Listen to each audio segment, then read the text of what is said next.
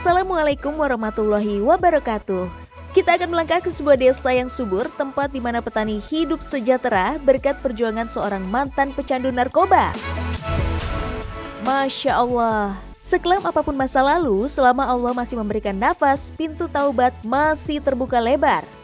Inilah kisah Mang Ade yang meninggalkan masa gelapnya dan memilih jalan Allah dari hidup tanpa arah.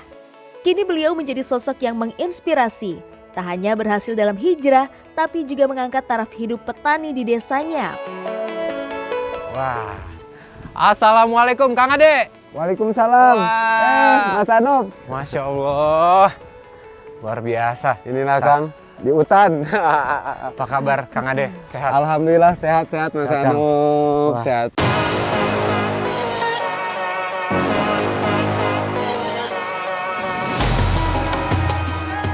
Ade berhasil membuka peluang bagi para petani untuk menggunakan lahan sebagai sumber rezeki mereka. Alhamdulillah. Kini di atas lahan lebih dari 10 hektar tumbuh subur berbagai sayuran dan buah kualitas premium. Saya dapat cerita kan, Kang Ade itu dulu pecandu narkoba. Betul. Dari SMP Kang, sulit untuk lepas meskipun orang tua udah mengingatkan, Mang Ade dimasukin pesantren. Sejak remaja, Ade pernah terjerembab dalam pergaulan kelam obat-obatan. Dunia pendidikannya berantakan, masa depannya seakan tanpa arah. Namun, kasih sayang orang tuanya tak pernah padam. Mereka berusaha memasukkan Ade Rukmana ke pesantren hingga 2 kali. Untuk memutuskan hijrah itu kapan, Mang? Ya di saat Mang Ade merasa lelah, itu setelah rehabilitasi yang kedua Kang. Yang menyakitkan buat Mang Ade ya Mang Ade ditinggal ayah itu saat Mang Ade kecanduan. Perjuangan Ade Rukmana untuk keluar dari lingkaran syaitan ini begitu berat. Setiap langkah menuju taubat selalu ada godaan untuk kembali terjerumus.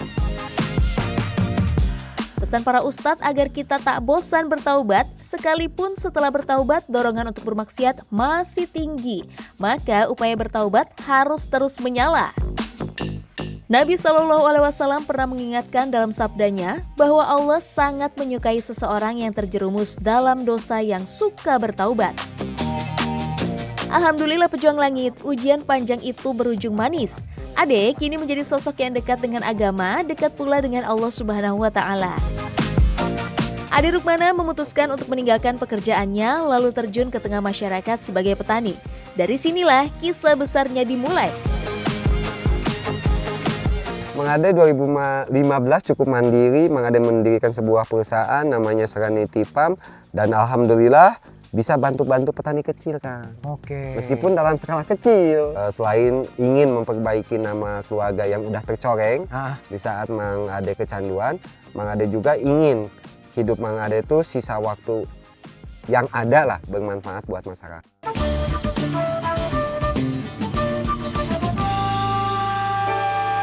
Pejuang langit, saya jadi teringat nih dengan salah satu firman Allah Subhanahu wa Ta'ala yang menjelaskan bahwa manusia tidak akan memperoleh hasil baiknya selain apa yang mereka usahakan.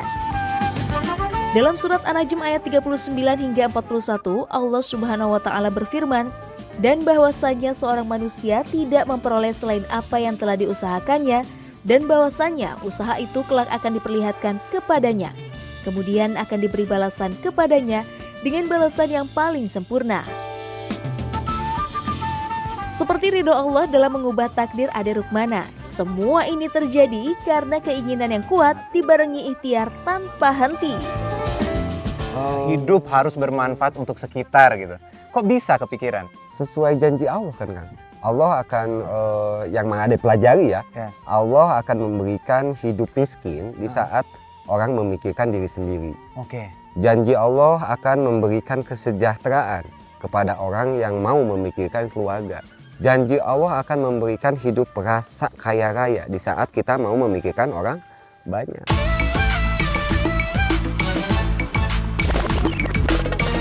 Pejuang langit, kekayaan sejati adalah hidup tenang bersama keluarga.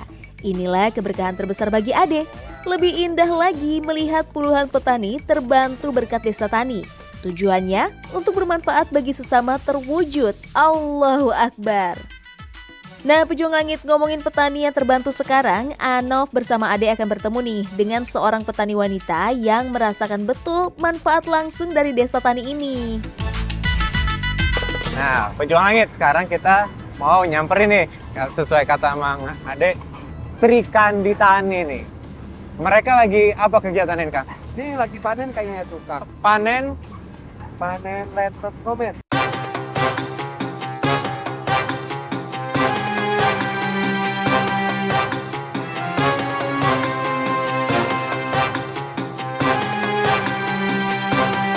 Ini juga salah satu selada premium ya, Kang ya? Betul, betul. Kalau yang jenis ini cukup premium, Kang, selada komen. Ini selada romen sama selada apa? Selada kepala yang Selada sebelahnya. kepala. Iya, yang ini baby buncis Kenya. Wah, baby buncis. Oh, ini baby buncis kenyanya? Iya, betul. Masih Oh. kecil. Dan kalau saya lihat ini memang pemberdayaan lahannya sangat efisien, Kang ya? Betul. Di satu tempat begini ya bisa beberapa komoditas ya? Betul, karena kita ngejar agro sewa, Kang. Oh. Karena kan kalau nggak gini, kadang ya HPP dengan satu item tuh nggak ketutup, Kang. Pejuang Langit, Ina adalah salah satu dari belasan petani Sri Kandi di sini. Program Petani Sri Kandi beranggotakan ibu-ibu rumah tangga yang berjuang membantu perekonomian keluarga. Masya Allah. Oke, Pejuang Langit. Jadi katanya Bu Ina ini adalah lettuce romen, selada romen yang biasa kita temui di salad-salad tuh ya. Iya, Kalau ini tadi saya nanya selada head, selada kepala ya. iya, Kalau ini yang di burger. iya. Wah, lengkap nih di sini kalau mau makan sehat nih. Manfaat atau fasilitas yang diberikan di program Sri Kandi Tani itu seperti apa? Udah disiapkan sama Mang Ade, greenhouse-nya, sama bibitnya, pupuk, sama obatnya. Nah, lalu katanya Mang Ade juga ada ilmu mengenai kodrat wanita. Itu gimana ceritanya? Oh itu, iya, Mang Ade selalu wanti-wanti sama saya, sama anggota Sri Kandi yang lain. Jadi tetap kita seorang istri harus nomor satu itu taat, patuh, hormat sama suami. Walaupun kita sudah ada penghasilan dari Sri Kandi Tani gitu Iya, katanya.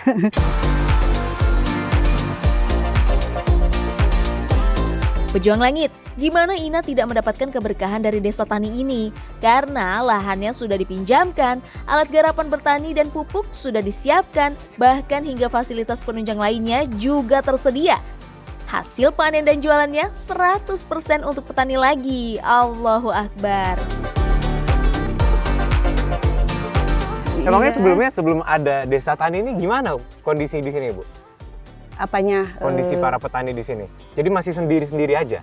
Iya, masih sendiri-sendiri, belum tahu pemasaran Hasil pertaniannya? harus kemana, cuman mentok di situ-situ aja. Kalau di sini kan Mang Dadan ya, bagian pemasaran itu wawasannya luas, jadi tahu harus kemana-kemana gitu. Oh, Masya Allah. Bahkan di sini difasilitasi sampai ke pemasarannya ya. Iya. Jadi para petani itu nggak bingung lagi mau jual kemana.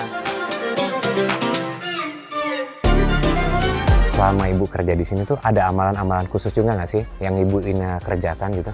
Iya, di sini Mang Ade itu kan udah menyediakan masjid. Jadi setiap hari saya bisa ibadah sholat duhur itu tepat waktu. Jadi semenjak itu alhamdulillah mungkin ya doa kita diijabah sama Allah. Jadi hasil panennya lebih. Wah, Masya Allah, Ade Rukmana ngebangun masjid indah di tengah kebun. Sekarang petani kayak Ina bisa sholat tepat waktu. Berkah banget ya.